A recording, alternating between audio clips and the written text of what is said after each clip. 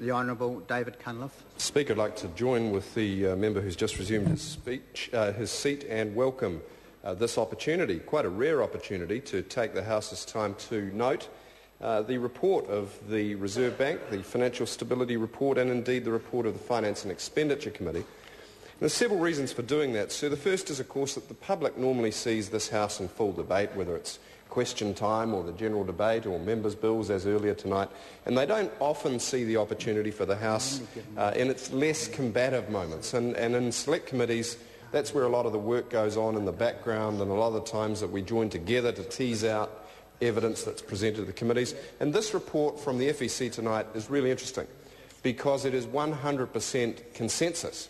It's all by agreement of all the members around the table. That's the Labour members and the National members and the Green member and the ACT member and the Multi-Party member.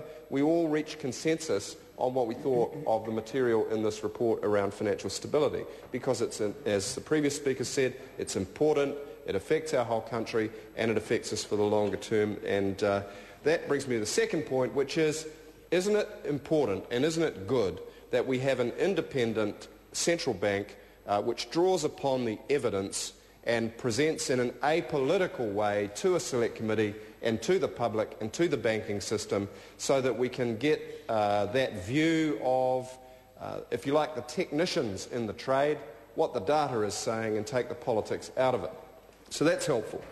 And that gives this House actually some things that it can reflect on as we go through the headline conclusions in this report, because we know that they are, in a sense, more objective than some of the stuff that we hear across the chamber. What does it say? Mr. Speaker, its first point is, and I quote, that although the global recovery has progressed over the past 6 months, it remains patchy and fragile in many economies, and of course it mentions the problems in Greece, and it then goes on to talk about the problems which remain in the New Zealand economy. And the first one it notes is that the private sector in New Zealand remains heavily indebted, creating continuing vulnerability in the financial system. And that's very important that it singles out the private sector because, of course, the overwhelming majority of New Zealand's national debt is private debt, not public debt.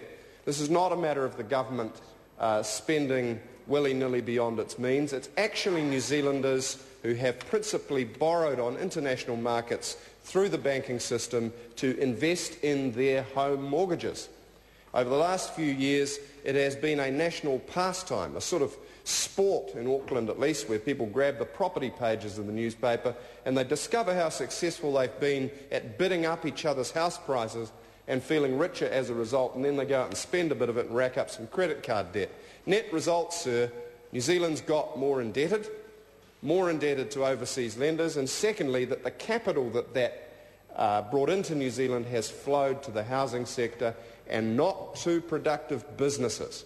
And that is why, principally, we have a very weak and very shallow recovery going on, with very low wage growth, very little employment growth, and it is in that context that I'd like to agree with the Minister of Finance when he said it was bumpy. It's a bit of a euphemism. Bumpy means you can hardly tell whether it's going up or down. I would disagree with the Prime Minister. He called it an aggressive recovery. The only people feeling aggressive, sir, are the Kiwis at the supermarket checkout whose housekeeping budget won't stretch to the trolley full of groceries. The report, sir, goes on to say that rebalancing the domestic economy towards higher national savings and less reliance on those external financing is important. And in that regard, sir, I would add, the report doesn't add, but I would add that getting the savings rate up is crucial, absolutely crucial. And it is with some pride that we look back on the time of the previous government.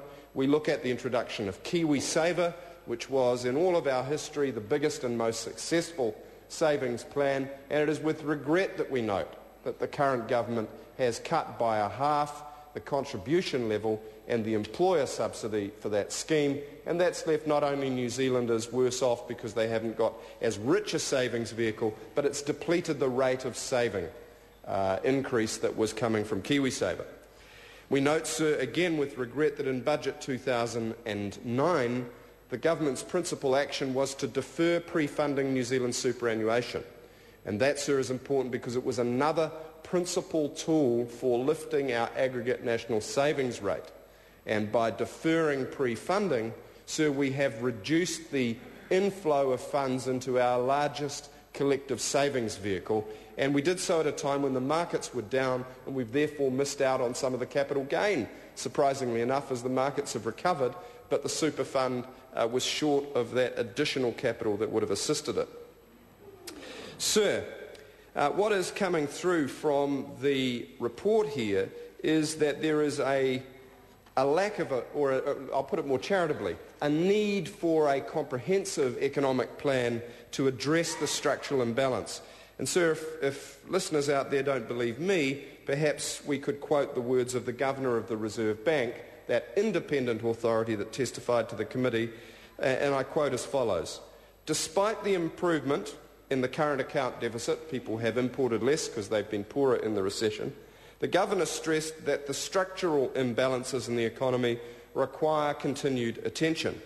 Specifically, the government said that a focus is needed on changing motivational levers away from consumption and back into production to help to reduce New Zealand's high private sector debt." And if that sounds familiar, sir, that's because that's exactly what we've been talking about. But don't take it from me, don't take it from the Labour Party. That is the Governor of the Reserve Bank saying that New Zealand needs a plan to rebalance the economy. And I would add the implication that if we already had one, he wouldn't be saying that. And therefore we can conclude we don't have a plan, or the government doesn't have a plan. Labour does have a plan. It has recently been released, our blueprint for monetary policy reform, which of course bears upon the material in this financial stability review. We would firstly retain the independent full-service central bank, and we would retain the current inflation target. We would, however, amend the Reserve Bank Act and the Policy Targets Agreement, sir, to broaden the objectives of the Act to include growth and employment and the economic well-being of New Zealanders, and, sir, in so doing, mirror more closely the structure of our nearest trading partner and most important neighbour with the blueprint for the Australian Central Bank.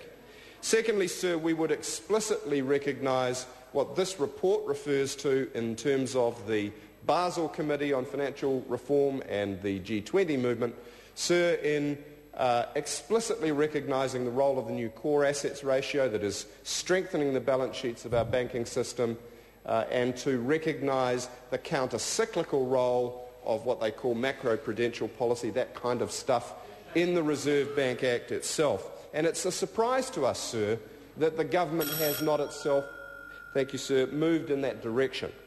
And that it seems to be only the beehive, sir, that hasn't recognised the movement that's going on all around the world as a result of the global financial crisis, going on in the G20, going on in the Federal Reserve in the US, going on even in the Bank of England, certainly the Bank of Japan, going on in the Reserve Bank of New Zealand, not going on in the beehive. And, sir, it's also true that we would explore other complementary monetary tools, and I suspect that my colleague, the Honourable David Parker, will elaborate on those when he takes a call.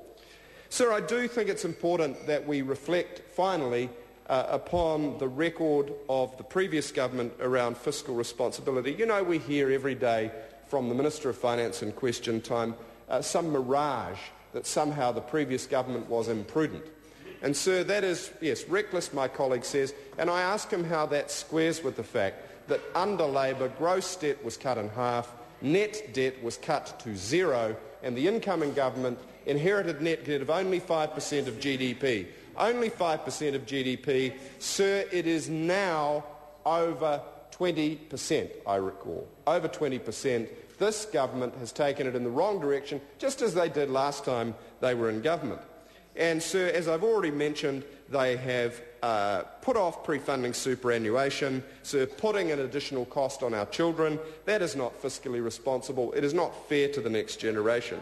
Sir, they have borrowed for tax cuts, borrowed additional for tax cuts because they did not keep their promise to be fiscally neutral in Budget 2010. And, of course, they gave a third of those tax cuts to the top 5%. So finally, Mr. Speaker, we don't, in the opposition, need the government to lecture us about fiscal responsibility and financial stability because our record stands